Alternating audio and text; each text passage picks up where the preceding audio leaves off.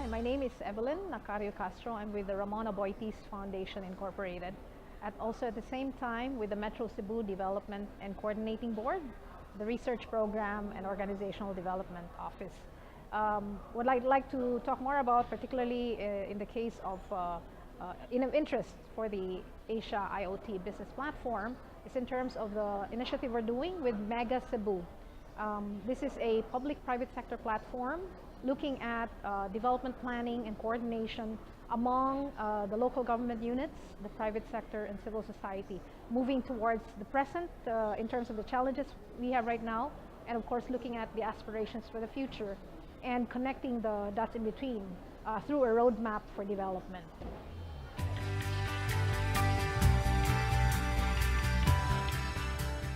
Okay, we actually see smart city, of course, inclusive of technology, but beyond technology, we're looking at governance, we're looking at private sector, civil society participation, and working together with the local government and the national government in pursuing what we believe is a wholesome, advanced, vibrant, equitable, and sustainable Cebu.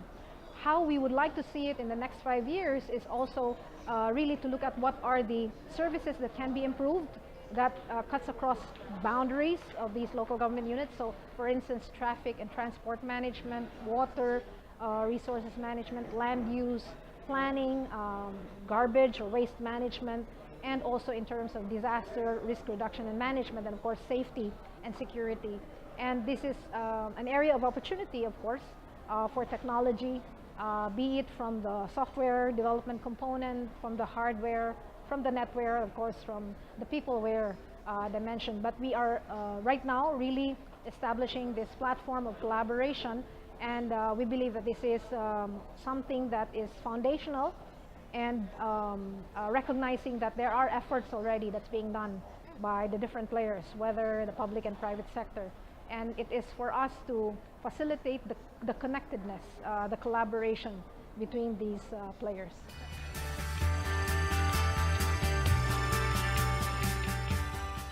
Of course, the concept of city-region collaboration, while not necessarily new, is still new in the minds of many leaders.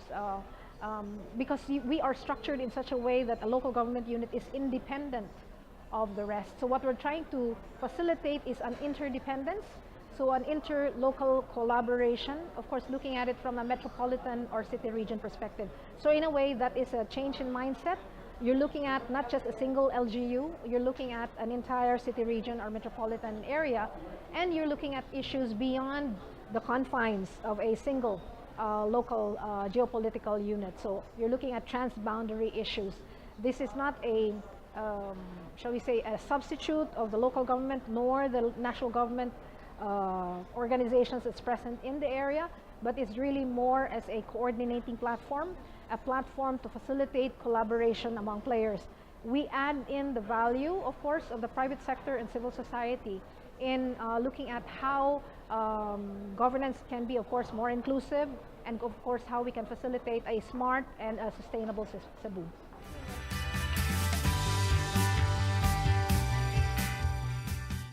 Well, there are many levels upon which we build partnerships. In the aspect, for instance, of planning. So an area would be in terms of the expertise that's available, not just locally, not just indigenously, but of course from outside. The case studies, for instance, the technical assistance that's made available to us really adds value to allow us to see what are the important dimensions when you look at planning or discussing about options and development strategy. So that is an important contribution, so from the expertise perspective.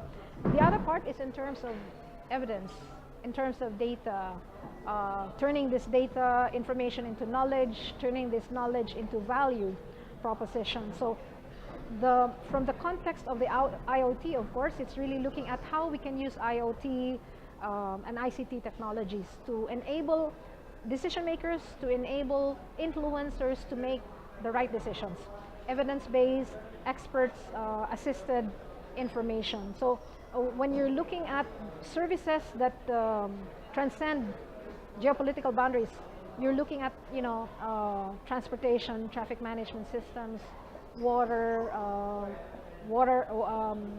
waste management, just to name a few. These require, of course, information, data, knowledge translated, and of course, made into decisions by our decision makers. So the more decision support systems available, then the better it is for them to make the right or appropriate decisions. So there's a lot of contribution from that side, expertise, evidence, expertise from the point of view of even technology, how technology can make things better, make things more efficient, make things more effective and productive.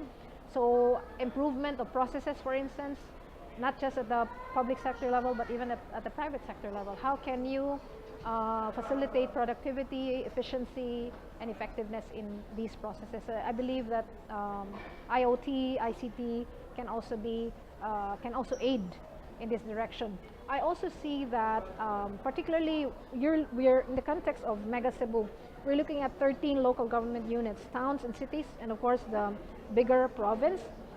How do we ensure that instead of looking at it from a silo basis, or even the national government, how can we ensure that they're not looking at it only from a singular or theme-based perspective? How do we ensure that they look at it from a more holistic and a comprehensive basis? So having an integrated system that allows better connectivity, communication, and of course a more effective and efficient response is really the goal. So there's a lot of room for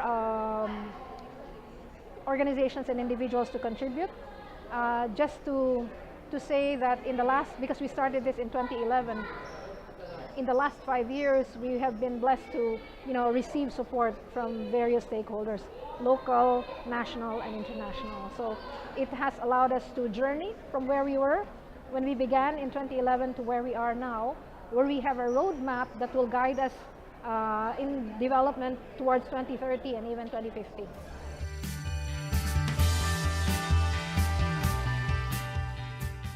I think of key interest to me is really the word collaboration.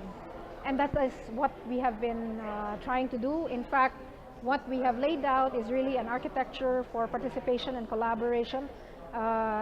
This is, in a way, pioneering in fact, not just in the Philippines, but probably also in other countries, because we are bringing different players together. We are bringing the public sector, the private sector, and civil society in a common platform, looking at the present challenges and, of course, moving towards what can be done, and really ensuring that, the aspirations of the community, and not just the leaders, but all stakeholders are also taken into account. So collaboration. Second is leadership. I remember the first day yesterday when somebody was asking who's going to take the lead. And if government is not going to take the lead, somebody has to really step up. In our case, we were blessed to have like a convergence of interest. You have the government, the private sector, and civil society saying, we need to do something together. And so from then on, we have this partnership of the public and the private sector moving forward. So it's really a joint leadership. But in cases where, someone or a sector hesitates to take the lead, I think somebody just needs to step up and ensure that everyone is involved, bringing in the key stakeholders, bringing in the key players together, and then establishing a sort of a consensus on what the challenges are, and of course what objectives you want to address, and of course your vision towards that future.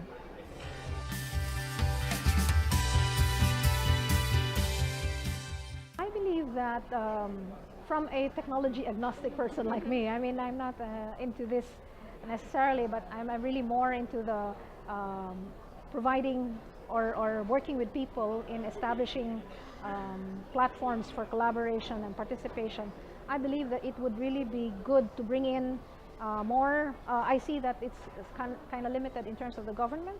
It's also kind of limited in terms of the civil society or the NGO sector. Of course, you necessarily from the industry is here, but it would really be good to bring them together. So more from the other stakeholders. And in terms of because we know that ICT even and how much more IoT, the awareness is still very much limited. I mean, for me, this was a good eye-opener to really understanding what this is all about.